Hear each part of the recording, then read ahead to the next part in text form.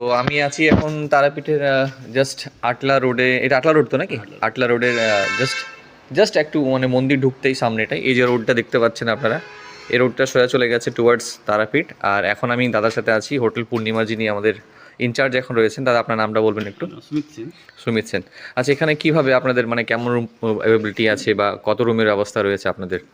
এইখানে আপাতত 9টা রুম চালু করেছি, আচ্ছা, ভবিষ্যতে হবে আরো। 9টা রুম, এসি নন এসি তার মধ্যে রয়েছে? হ্যাঁ, এসি নন এসি সব রকম আছে, এসি নন এসি গিজার সব কিছু আছে। আচ্ছা, রুম সাইজ যেভাবে আমি দেখলাম, এখন আপনাদেরকে আমি রুমটাও দেখিয়ে দেবো যে কী ফিডব্যাক রয়েছে। রুমের সাইজ কিন্তু এনাদের মানে অসাধারণ যেটা বলা হয়, ঠিক আছে। ক্লিন, স্পেস আছে, ঘুরে মানুষ মানে ঘুরে বেড়াতে পারবে রুমের মধ্যে। হ্যাঁ, এতটা স্পেসিয়াস। আমি বাথরুমটা স্পেসিয়াস, বাথরুমও ছোট নয়। হুম মানে আর তাছাড়াও যে মানে ফ্যান হয়ে গেল বা নন এসি, মানে যদি আপনি নন এসি রুমেও থাকেন তাহলে আপনার সেটা ফিল হবে না যে একটা বোরনেস বা গরম। তাছাড়া আপনাদের রেট কেমন, মানে নন এসির এসির রেটটা একটু বলবেন আমাকে? সিজন অনুযায়ী চেঞ্জ হয়। আচ্ছা। মোটামুটি